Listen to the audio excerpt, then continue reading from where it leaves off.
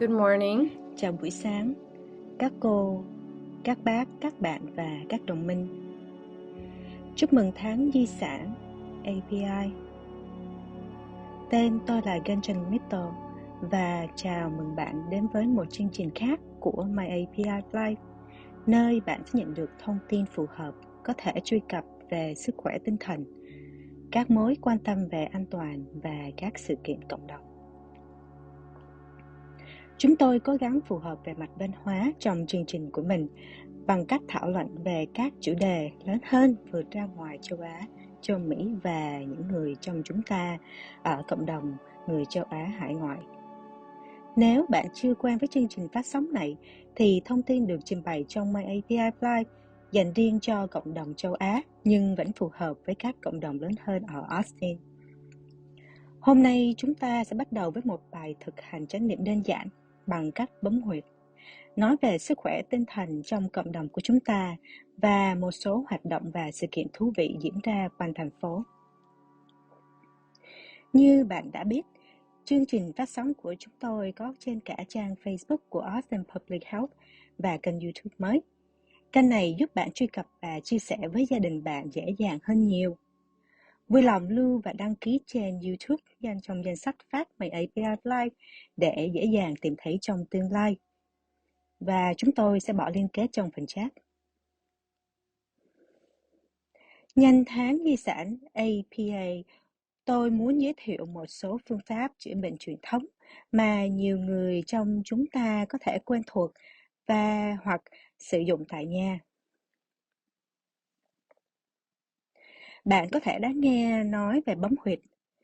Về cơ bản là châm cứu, không dùng kim và chúng ta không đâm vào da.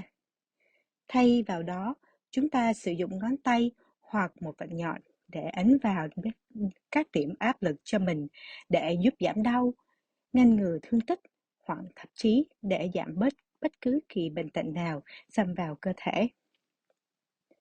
Đây là một phương pháp chữa bệnh phòng ngừa và một phương pháp đã được chứng minh là có thể chữa khỏi bệnh. Tôi sẽ hướng dẫn bạn một cách đơn giản và dễ dàng để giúp bớt căng thẳng, các cảm giác sợ hãi hoặc lo lắng, đồng thời giúp thư giãn tổng thể.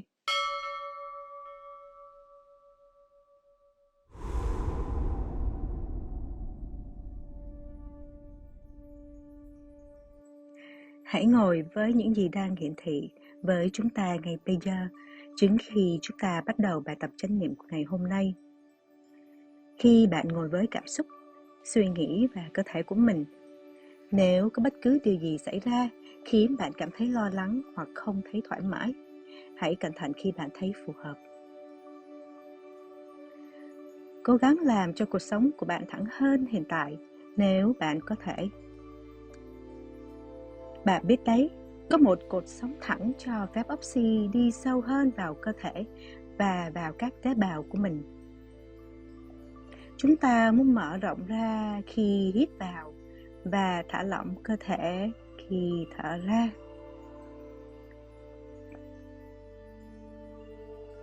Hãy bắt đầu bằng cách nhắm mắt lại trong vài giây và chú ý đến hơi thở của mình.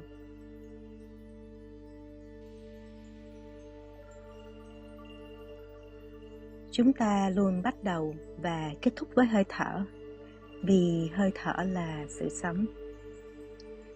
Hít vào và thở ra bằng mũi một cách chậm rãi. Bụng phồng lên khi hít vào và xẹp xuống khi thở ra. Nhẹ nhàng mở mắt ra và bắt đầu xoa hai lòng bàn tay vào nhau để tạo ra ma sát. Bây giờ, chúng ta đã cung cấp năng lượng cho bàn tay. Hãy bắt đầu áp lực nhẹ lên trên các điểm bấm huyệt khác nhau trên mặt và tay. Chúng ta sẽ dùng ngón trỏ ấn vào hai trên bên đầu ở thái dương 3 lần. 1, 2, 3. Di chuyển đến điểm giao nhau giữa hàm trên và hàm dưới và bấm 3 lần. 3, 2, 1. Và bây giờ bấm 3 lần sau tai. Và bây giờ véo dái tai 6 lần. 1, 2, 3, 4, 5, 6. Di chuyển ngay phía trên phần giữa của môi trên. Và bây giờ là hai bên lỗ mũi.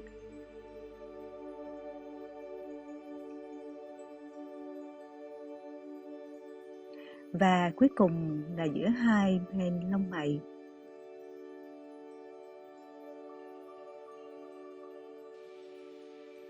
Hãy dành một chút thời gian để hít vào và thở ra.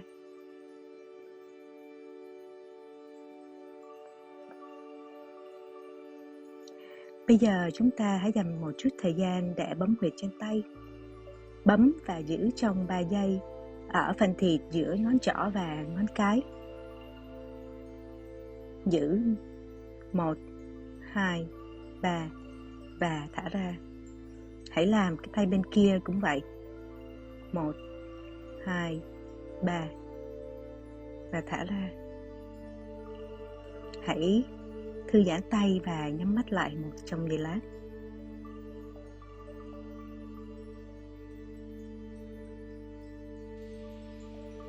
Hít vào và thở ra.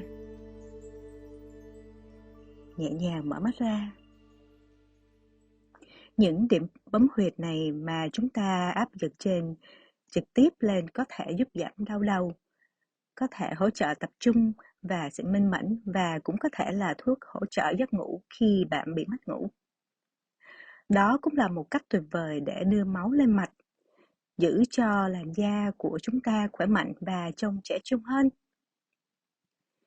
Làm điều này thường xuyên như bạn muốn. Cảm ơn đã tham gia cùng tôi ngày hôm nay. Đầu tiên, hãy nói về tháng di sản APA chính xác là gì? Tháng di sản người Mỹ gốc châu Á Thái Bình Dương diễn ra vào tháng 5 và là cơ hội để tìm hiểu về lịch sử, văn hóa và truyền thống đa dạng và phong phú. Đồng thời tôn vinh những đóng góp của chúng ta cho xã hội.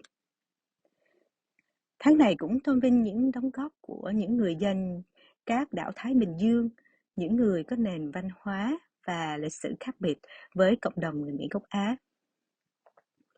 Đây là một thuật ngữ khá rộng. Châu Á hoặc Thái Bình Dương bao gồm tất cả các lục địa châu Á của các đảo Thái Bình Dương. Ví dụ, những người dân đảo Thái Bình Dương như những người đến từ Hawaii, Guam hoặc Samoa.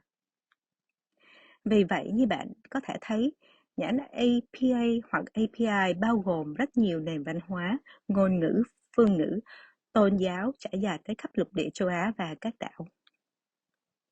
Đương nhiên, nó cũng có thể làm phức tạp thêm bản sắc văn hóa của chúng ta. Nhiều người trong chúng ta có thể tự nhận mình là người Việt Nam, người Ấn Độ, vân vân. Cho đến khi đến Hoa Kỳ, chúng ta mới biết về thuật ngữ châu Á, và một số bắt đầu đồng cảm với nó. Bởi vì thuật ngữ châu Á rất rộng và bao gồm rất nhiều quốc gia có nền văn hóa, ngôn ngữ và tôn giáo đáo, nên rất có thể có ai thuộc nhóm đó, hoặc tại sao tất cả chúng ta lại thuộc nhóm đó.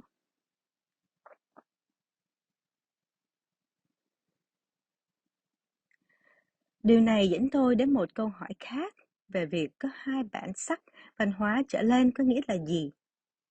Và chúng ta đang đối phó với nhiều cách trở thành người châu Á như thế nào ở trên đất nước này?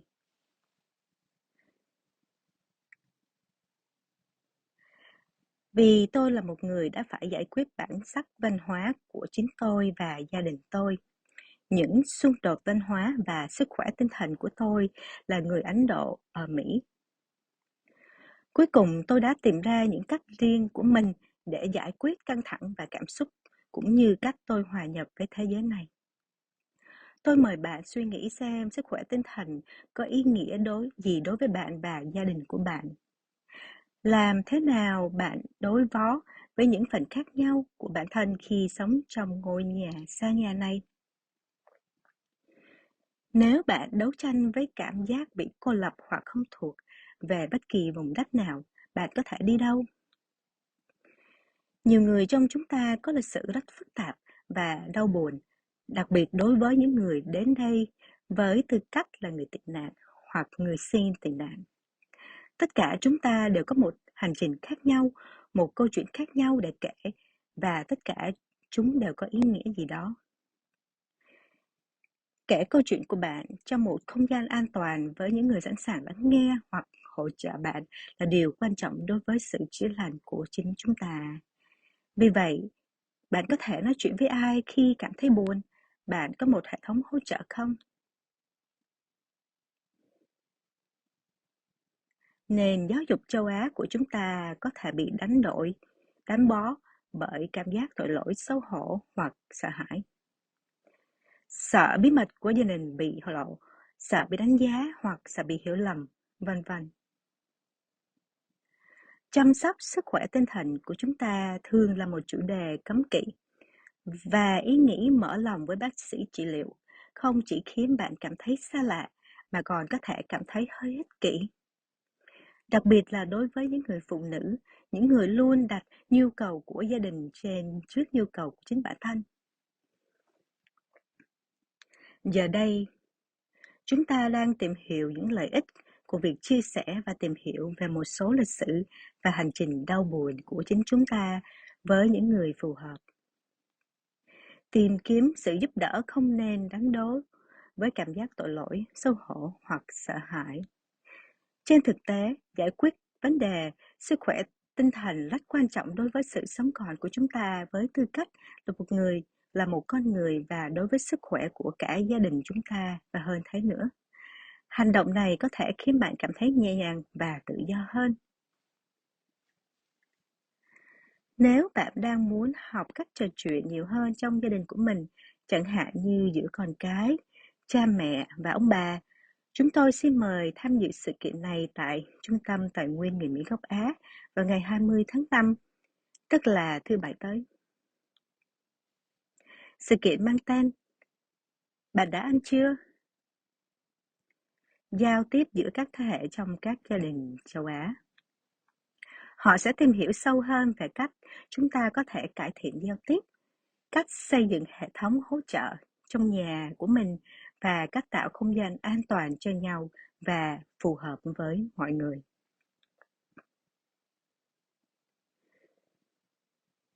Sự kiện này sẽ bao gồm một cuộc thảo luận nhóm, hội thảo và hội chợ tài nguyên cộng đồng. Kèm theo đó là các giải thưởng như thẻ quà tặng HEB, cà phê của Starbucks hoặc bữa trưa từ Show Chicken, Chinese Takeout and Delivery. Sự kiện này được tổ chức bởi Asian Texas for Justice, phối hợp với Asian American Resource Center. Họ sẽ cung cấp thông dịch viên cho các ngôn ngữ châu Á khác nhau và dịch vụ chăm sóc trẻ em. Vui lòng cho họ biết trong mẫu yêu cầu nếu bạn cần những tài nguyên gì đó. Và chúng tôi cũng sẽ bỏ cái liên kết đó trong chat. Đây là một sự kiện khác cần lưu ý trong tháng này. AARC sẽ tổ chức sự kiện Celebrate Asia Austin thường niên lần thứ 10 vào thứ Bảy, tức là hôm nay ngày 13 tháng 5, từ 11 giờ sáng đến 3 giờ chiều. Lễ hội thân thiện với gia đình này miễn phí và mở cửa cho công chúng và kỷ niệm Tháng Di sản Người Mỹ gốc Á Thái Bình Dương. Sự kiện trong nhà ngoài trời này mang đến các buổi biểu diễn, nhà cung cấp thực phẩm, triển lãm và trải nghiệm văn hóa cho cả gia đình. Để đặt trước vị trí miễn phí của mình, vui lòng truy cập trang Eventbrite. Celebrate Asia của họ sẽ được liệt kê trong phần nhận xét. Nếu bạn quan tâm đến một số tài nguyên sức khỏe tinh thần cho bản thân hoặc thành viên gia đình, vui lòng tra cứu những điều sau đây và tôi sẽ thêm tất cả các phần đó trong phần chat. Integral Care, nếu bạn cần các dịch vụ ngôn ngữ khi bạn gọi đến đường dây nóng 24 giờ của họ. 512 472 4357.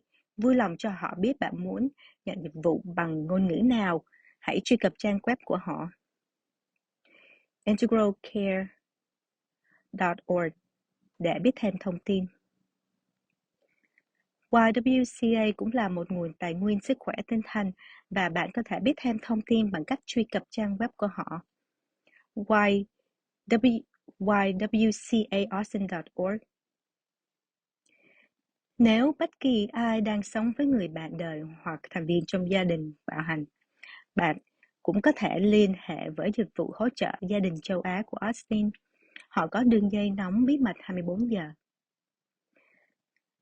Số điện thoại là 1877 281 8371 và trang web của họ là afssaustin.org. Họ có thể giúp bạn với bất kỳ câu hỏi nào bạn có thể có, hoặc ngay cả khi bạn cần ai đó để nói chuyện. Đối với bất kỳ ai đang còn phải sống sót sau khi bị hành hạ, có thể liên hệ với Center for Survivors Torture. Bạn có thể truy cập trang web của họ cstnet.org để biết thêm thông tin. Hiện tại đây là một số tài nguyên về sức khỏe tinh thần dành riêng cho người dân châu Á của chúng ta, và hy vọng danh sách này đáp ứng nhu cầu của bạn theo một cách nào đó. Hãy nhớ rằng việc xây dựng một hệ thống hỗ trợ để giúp đỡ cho cuộc sống và để chúng ta không đơn độc trên hành trình này là một cách tuyệt vời để kết nối và giúp đỡ những người khác có thể đang gặp khó khăn theo cách tương tự. Nếu bạn thấy thông tin này hữu ích, vui lòng chia sẻ video này với những người khác và sau đó tham gia lại với chúng tôi vào tháng tới trên kênh YouTube Austin Public Health của chúng tôi vào ngày 10 tháng 6 lúc 10 giờ sáng. Mỗi video cũng có sẵn bằng tiếng Hoa thoại, tiếng Miện, tiếng Miến Điện và tiếng Việt. Cảm ơn bạn đã tham gia cùng tôi và có thể ngày của bạn tràn đầy bình an và niềm vui. Hãy an toàn, khỏe mạnh và tử tế với nhau.